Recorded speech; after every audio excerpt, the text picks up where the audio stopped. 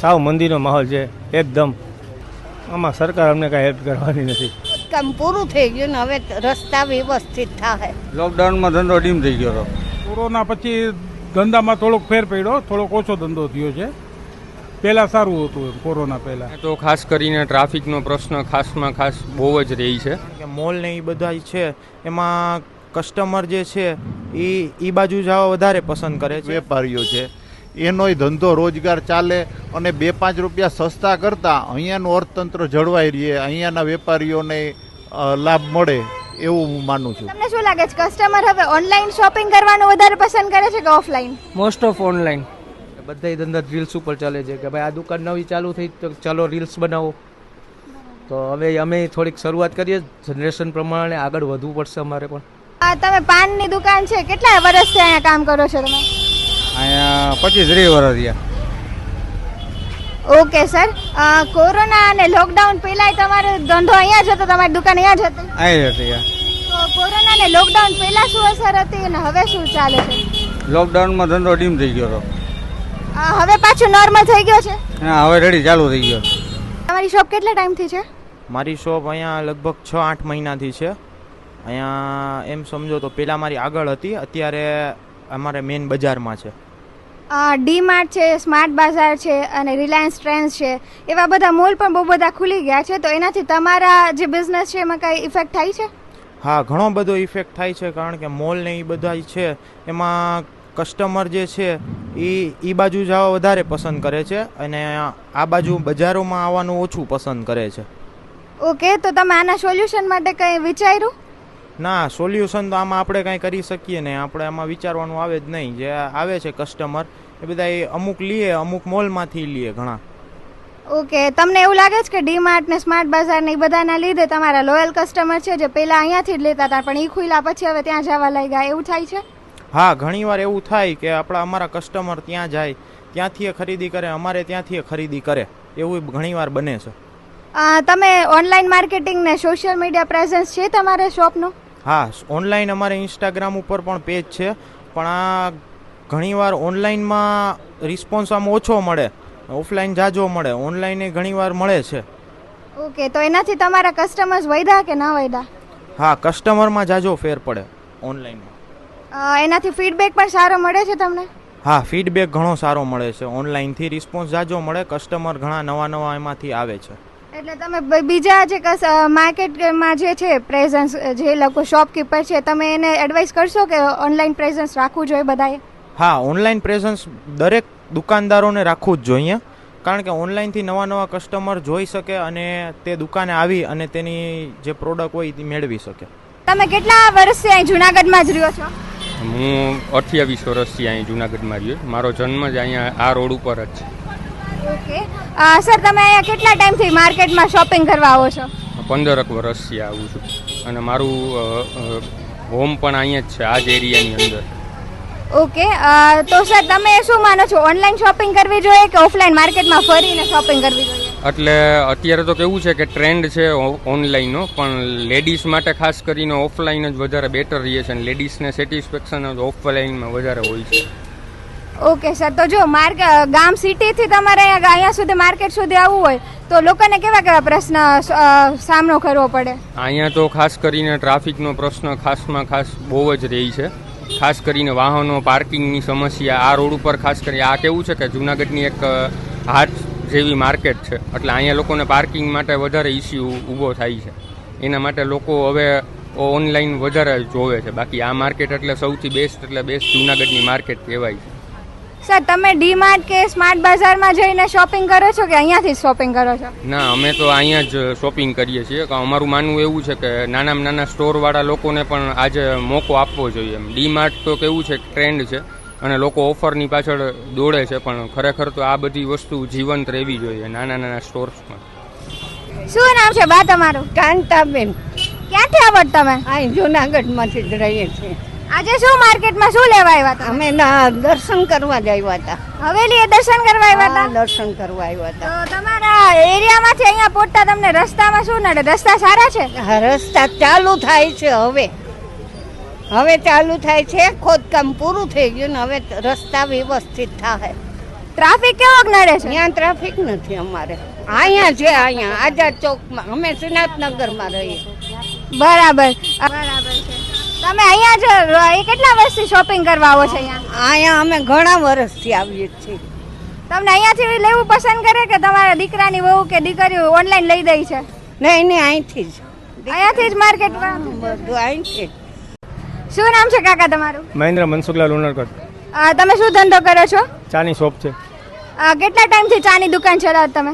30 વર્ષથી. કોરોના પહેલા અને લોકડાઉન ટાઈમે તમારી ચાનો ધંધો કેટલો હાલતો હતો, પછી શું હાલતો હતો? અત્યારના બહુ પોઝિશન ખરાબ છે. કોરોના પહેલાં બહુ સારી કન્ડિશન હતી. અત્યારના વેપારમાં બહુ તકલીફ પડે છે. સર, તો આ ધંધો છે એને હવે વધારે આગળ ધપાવવો હોય તો શું કરવું જોઈએ? અત્યારના છે જ નહીં બજારમાં કાંઈ. સાવ મંદીનો માહોલ છે એકદમ. તમે તંત્ર તરફથી શું કાંઈ આશા રાખો છો કે સરકાર આમાં તમને કાંઈ હેલ્પ કરી શકે આ વસ્તુમાં? આમાં સરકાર અમને કાંઈ હેલ્પ કરવાની નથી. સર, તમે શેનો બિઝનેસ કરો છો? Children were. કેટલા ટાઈમથી તમારી શોપ છે? 70 વર્ષ. ઓકે. સર, કોરોના અને લોકડાઉન પછી કેવો ધંધો હાલતો હતો ને હવે કેવો ધંધો હાલે? થોડો ઘણો ડિફરન્ટ આવ્યો છે. એટલે એમાં ઓછું ધંધો હાલે છે એવું કહો છો તમે? એવું કાંઈ નથી પણ ચાલે છે. ઓકે. માર્કેટમાં છે ડી-માર્ટ છે, રિલાયન્સ ટ્રેન્ડ છે, સ્માર્ટ બજાર છે, તો એ બધાના લીધે તમારા બિઝનેસમાં કાંઈ ઇફેક્ટ આવી કે ન આવી? નોર્મલ આવે રાખે બધા ધંધામાં ઇફેક્ટ તો. એટલે તમને શું લાગે છે કસ્ટમર હવે ઓનલાઈન શોપિંગ કરવાનું વધારે પસંદ કરે છે કે ઓફલાઈન? Most of online. તમારું સોશિયલ મીડિયા પ્રેઝન્સ છે કે નહીં? નહીં. કેમ તમે હજી સુધી શું કામ ચાલુ નથી કર્યું? કારણ કે એવી રીતના ઓફલાઈન જ ચાલે છે બહુ સારું એટલે. ઓકે, ઠીક છે. અને તમારે માર્કેટમાં હવે ચોમાસાની સિઝન આવશે તો તમારું બિઝનેસ ઉપર કાંઈ એની અસર થાય? નોર્મલ થોડી ઘણી થાય ચોમાસાના કારણે. તમારી બિઝનેસનો પીક પીરિયડ ક્યારે હોય કે જ્યારે સૌથી વધારે ધંધો હાલતો હોય? દિવાળી. દિવાળી. ઓકે. તમે કયા પ્રોડક્ટ્સ છે એ વેચો છો? મારે ચિલ્ડ્રન વેરનું છે એકચ્યુઅલી. ટૂંકમાં રેગ્યુલર વસ્તુમાં ટી શર્ટ, કેપરી એ ટાઈપનું રાખીએ છીએ. ઓકે. અને તમારી શોપ કેટલા વર્ષથી છે અહીંયા? શોપ તો અહીં સમજો ને મારે હિસાબ કરો તો 15 વર્ષ જેવું થઈ ગયું છે. પણ શોપ મારી આ જ એરિયાની અંદર આ જ વસ્તુ બદલતી જ રહે છે. ઠીક છે, બરાબર છે. સર, કોરોના છે એના પછી કે લોકડાઉન પછી તમારા બિઝનેસ ઉપર કાંઈ અસર થઈ કે ન થઈ? કોરોના પછી એવું થઈ ગયું છે કે અત્યારે માણસો પોતાની રીતથી ખુલ્લી રીતથી જીવવાવાળા થઈ ગયા છે કે ભાઈ પહેલાં વિચારીને ખર્ચો કરતા હતા, હવે એવું કોઈ વિચાર કરતા નથી. જે પસંદ આવે લઈ મજેથી જીવે છે. હવે એવું રહ્યું નથી. કોરોનામાં અમુકનું ધંધાની દ્રષ્ટિએ સારું જ છે. Okay sir. માર્કેટમાં છે ડી-માર્ટ છે, રિલાયન્સ ટ્રેન્ડ્સ છે, સ્માર્ટ બજાર છે, એ બધા ઓપન થઈ ચૂક્યા છે, તો એના લીધે તમને એવું લાગે છે કે આ તમારો જે માર્કેટ છે કે આ બજાર છે એના લોકો અહીંયા સુધી આવવાનું પસંદ કરતા નથી ને લોકો મોલ પરથી જ શોપિંગ કરે છે, એવું છે? એમાં હિસાબ કરો ને તો છે ને નથી. અમુક વર્ગ એવો છે જેને ભાઈ ડી-માર્ટ એટલે આપણે ડી-માર્ટમાં જ જવું એને એવો ટ્રેન્ડ એ છે. પણ એવું કંઈ છે નહીં. ગ્રાહકને જ્યાં સસ્તું લાગે છે, સારું લાગે છે, ખરીદી કરે છે. માર્કેટમાં પણ ધોમ ખરીદી કરે છે. એવું કંઈ જરૂરી નથી કે ડી-માર્ટમાં જ જવું. ડી-માર્ટમાં અમુક જેની માનસિકતા છે કે ભાઈ અમે ડી-માર્ટમાં સારું મળશે, સસ્તું મળશે, તેવું કાંઈ છે નહીં. ખરીદી અહીંયા થાય છે ને ન્યાય થાય છે.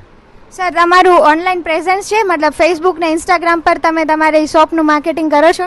સરસ. આ જે તમે આવ્યા તો એ માધ્યમથી કહી દઉં છું કે આજથી હવે અમારી ખુદની સોશિયલ મીડિયા ઉપર અમારી ખુદની ઓમ કિડ્સ વેર નામની સોશિયલ મીડિયા ચેનલ ટૂંકમાં એકાઉન્ટ અમારું ચાલુ કરીએ છીએ ઓમ કિડ્સ વેરનું. બરાબર. જે ચિલ્ડ્રન વેરની પ્રોડક્ટ બતાવે છે, ટી શર્ટ, કેપરીની, ત્યાંથી સ્ટાર્ટ કરશું. એનાથી તમને બેનિફિટ થશે કે એવું લાગે છે તમને? બેનિફિટ તો શું છે, અત્યારનો સમય એવો છે કે બધા રીલ્સ ઉપર જ ચાલે છે. અત્યારે બધા ધંધા રીલ્સ ઉપર ચાલે છે કે ભાઈ આ દુકાન નવી ચાલુ થઈ તો ચાલો રીલ્સ બનાવો. તો હવે અમે થોડીક શરૂઆત કરીએ. જનરેશન પ્રમાણે આગળ વધવું પડશે અમારે પણ. શેનો બિઝનેસ છે તમારો? કટલેરીનો બિઝનેસ છે. કેટલા ટાઈમથી તમે શોપ ચલાવો છો?